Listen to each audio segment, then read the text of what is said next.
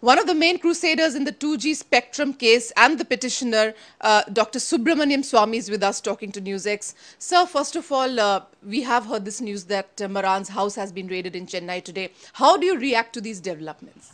Well, I'm not surprised.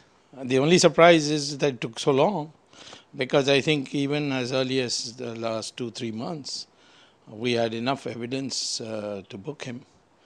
And there was delay, and I think there can be an understandable delay because the CBI is really overworked and their machinery is not equipped to digest all these interlocking arrangements and so on and so forth. So maybe they took time because of that or anything else. There are one or two other cases where they have deliberately gone slow, but on this one I have no reason to suspect that there was a malified attempt. There was in the media all kinds of stories being planted, that is clean chit has been given, so on.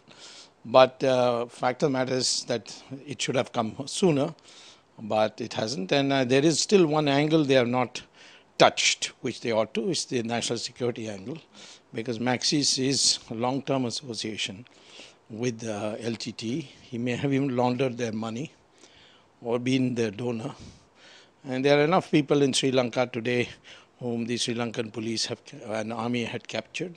They should talk to them and find out. So the CBI, of course, is raiding. This is the first step. Do you think that they will have the will enough now to go ahead, gather enough evidence, and then, of course, file a charge sheet later on? CBI has no will of its own. It's the court whose will is important. For the first time, it's the Supreme Court. Yeah, for the first time in our history, we have had the Supreme Court taking the government agencies to task for not performing their statutory duties. So I think, in this kind of a case, which has huge ramifications.